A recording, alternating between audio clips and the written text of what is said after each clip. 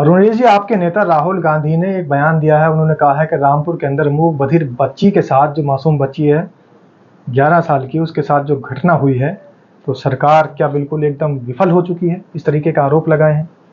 देखो, निश्चित तौर पे जो आज की घटना है ये बहुत ही ज़्यादा शर्मिंदा करने वाली बात है कि एक तरफ उत्तर प्रदेश के मुख्यमंत्री जी ये कह रहे हैं कि जीरो टॉलरेंस की सरकार है, बहन बेटियों के पूरे सम्मान का ध्यान रखा जाता है। वहीं आए दिन इस तरह की जो घटनाएं हो रही हैं और ख़ास तौर से दलित समाज के साथ, और इसमें भी आप देखिए कि 11 साल की बेटी है और मूक और बधिर है, यानी कि ना तो बोल सकती है ना सुन सकती है। तो आप समझ लीजिए कि किस तरीके से मानवता को तार तार करने वाली ये घटना है, और कैसे वो निकृष्ट लोग होंगे, कैसे वो जाहिल लोग होंगे और गवार लोग होंगे जिन्होंने इस तरह की घटना को अंजाम दिया है। और ऐसे लोगों के खिलाफ सख्त से सख्त कार्रवाई होनी बहुजन चाहिए, समाज के इनको साथ फांसी की सजा होनी चाहिए, क्योंकि ये बहुजन समाज का, ये सिर्फ एक बेटी का सवाल नहीं है, ये सवाल है पूरे बहुजन समाज का कि आखिर ये बहुजन समाज को समझते क्या है, क्यों बहुजन समाज की बहन बेटियों के साथ इस तरह की घटनाएं होती जा रही हैं और उनकी पुनरावृत्ति हो रही है। हाथरस की जो पीड़िता बेटी है उसको अभी तक न्याय नहीं मिला है और उस घटना को 5 साल हो गए। आप जान लीजिए उस घटना के बाद से कम नहीं तो हजारों घटनाएं ऐसी हो चुकी हैं और अभी तक सभी बहन बेटियां न्याय की गुहार लगा रही हैं।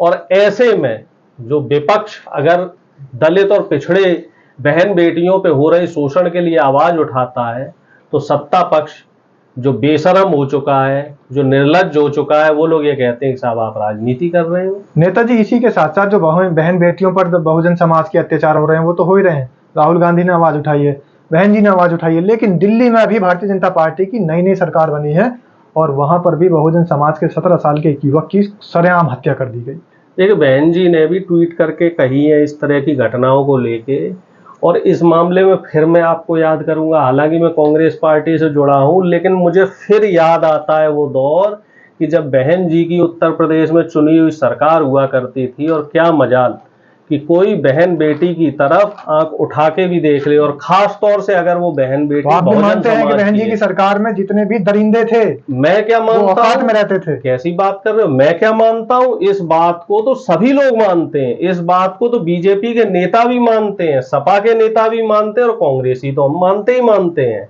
और इसी वजह से हमारे नेता राहुल गांधी जी ने रायबरेली से आह्वान किया था कि अगर बहन जी इंडिया गठबंधन का हिस्सा बने और इंडिया गठबंधन की अगुवाई करें तो बीजेपी जीरो हो जाएगी। अभी तो सिर्फ यूपी में हारी थी, लेकिन अगर बहन जी साथ आ जाती तो यूपी में, यूपी नहीं पूरे इंडिया से जीरो हो जाएगी। और अब आपने जो दिल्ली की घटना करी है, दिल्ली में एक महिला मुख्यमंत्री बनाई गई है, और हमें ऐसी उम्मीद थी चूंकि अब डबल इंजन की सरकार हो गई। पहले तो केजरीवाल जी ये कहते थे कि पुलिस हमारे हाथ में नहीं है, वो केंद्र के हाथ में, और केंद्र सरकार ये कहते थे कि केजरीवाल सपोर्ट नहीं कर रहे। अब तो दोनों जगह, यानी कि आप ये मान के चलो कि अब तो केंद्र और राज्य दोनों में बीजेपी की सरकार है। फिर भी एक दलित युवक, और वो भी नाबालिग, 18 साल से कम उसकी उम्र है, उसके साथ इस तरह की जो घटना को अंजाम दिया गया है, वो साफ तौर पे एक बात बता रहा है कि ये बीजेपी की जो मनवादी ताकत है उनकी हताशा का कारण है।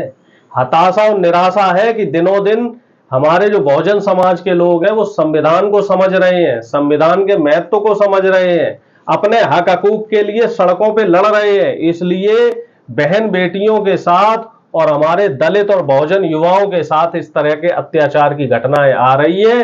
अब इसमें भूमिका बन जाती है हम सब लोगों की कि हम सब लोगों को इस अत्याचार पे चुप नहीं बैठना है, सरकार से सवाल करना है, और अगर सरकार नहीं सुन रही है तो बड़ा आंदोलन खड़ा करना है। इस तरीके से किसी भी बहन बेटी और भाई की जो आहुति दी जा रही है इस मनवादी ताकत के लोगों के द्वारा, उसको जाया नहीं जाने देना है। भारतीय जनता पार्टी के नेता, उत्तर प्रदेश के उप मुख्यमंत्री, वो तो आपको सांपनाथ बता रहे हैं, सपा को सांपनाथ बता रहे हैं, आपको नागनाथ बता रहे हैं, और बहन जी को उन्होंने कालियानाथ बता दिया। वो बदजुबान आदमी है, वो ऐसा व्यक्ति है, उसको खुद बीजेपी ने मुख्यमंत्री नहीं बनने दिया। वो तो ऐसा व्यक्ति है, वो तो क्या कहते हैं, कालिदास है, जिस डाल पे बैठता है उसी डाल को काट रहा है।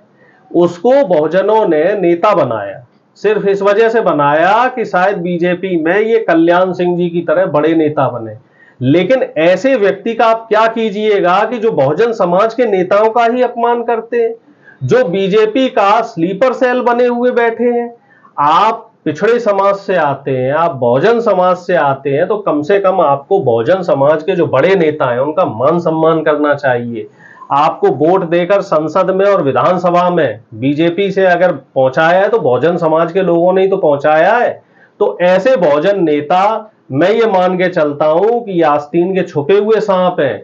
इन आस्तीन के सांपों को नहीं हम कह रहे हैं आपसे, कांग्रेस को नागनाथ, बसपा को कालियानाथ। अगर वो इतने बड़े बहुजन हितैषी है तो उत्तर प्रदेश में जो 69,000 शिक्षकों की भर्ती हुई और जो यूपी पुलिस में जो भर्तियां हो रही हैं उसमें जो पिछड़ों और दलितों के साथ हक हकूक की मारामारी हो रही, हजारों सीटों पे घोटाला हो रहा है, उसमें कुछ बोलते क्यों नहीं है? उनके तो आवास के बाहर भी युवाओं ने कई साल प्रदर्शन किया और ये लोग ये क्या कर रहे हैं? ये सिर्फ सत्ता की मलाई खा रहे हैं। अरे शर्म आनी चाहिए डिप्टी सीएम साहब आपको। इस तरह की आप हिमाकत करेंगे, बहन जी के लिए इस तरह से बोलेंगे, अखिलेश जी के लिए बोलेंगे, राहुल जी के लिए बोलेंगे? शर्म कर लीजिए। इस बार तो आप विधानसभा हारे हैं और विधान परिषद से पहुंचे हैं। अगर अगली बार जनता का मिजाज बदल गया तो हो सकता है आपकी जमानतें भी जब्त हो जाएं। तो ऐसी जो हरकत इन्होंने करी है बहुत ही कायराना हरकत है और इनकी इस हरकत पे बहुजन समाज इनको माफ नहीं करेगा। उनके प्रदेश में आगरा में जहां एक तरफ करनी सेना तलवार लहरा रही है, उसी आगरा की घटना है कि एक दूल्हे को सिर्फ इस वजह से क्योंकि वो बहुजन समाज का था, कॉलर पकड़कर घोड़े से नीचे गिरा दिया, लाठी डंडों से पीटा और बारातियों को भी पीटा गया। उनका जुर्म इतना है कि वो सिर्फ बहुजन समाज से आते हैं। बताओ आप, आए दिन ऐसी घटना हो रही है। अभी पीछे से एक घटना थी, अर्थी नहीं ले जाने दे रहे, कह रहे साहब इस रास्ते से मत जाइए, ये मनवादियों का रास्ता है, ये सवर्णों का रास्ता है। अब कह रहे हैं आप घोड़ी पे मत बैठिए। क्यों भैया, देश में संविधान का राज नहीं चलेगा? योगी आदित्यनाथ जी कहां मुंह में दही जमा के बैठ गए हैं? योगी आदित्यनाथ जी कहते हैं कि मैं बहुजन समाज का सम्मान करता हूं, मोदी जी कहते हैं कि बहुजन समाज उनके लिए सर्वोपरि है। अगर है तो ऐसी घटनाओं पे आप लोग बोलते क्यों नहीं है? और आपकी पार्टी में, बीजेपी में जितने भी दलित और बहुजन विधायक हैं, जितने भी दलित और बहुजन सांसद हैं, मंत्री हैं, ये लोग क्यों चुप हो जाते हैं? क्यों इनके मुंह में दही जम जाता है? कहां है वो असीम अरुण जी? कहां है वो तमाम नेता जो बहुजन हितैषी होने का दम्भ भरते हैं?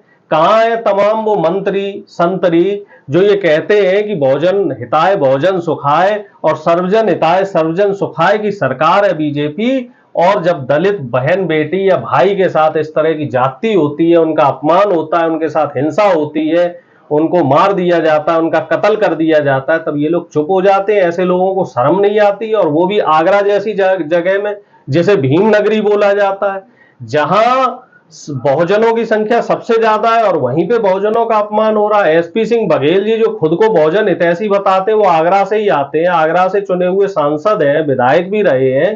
तो इन्हें शर्म आनी चाहिए। इनको अपने पद से तत्काल इस्तीफा दे देना चाहिए। ऐसे लोग सांसद, विधायक और जनता प्रतिनिधि और बहुजनों के नेता कहलाने के लायक नहीं है। चलिए, बहुजन कहलाने के लायक है या नहीं ये तो फैसला जनता करेगी। और बहुजन समाज के हमारे जितने साथी दर्शक हैं उनसे अपील है कि कमेंट के माध्यम से जरूर बताएं कि आखिर कांग्रेस नेता अरुणेश यादव की बातें उनको कैसी लगती हैं।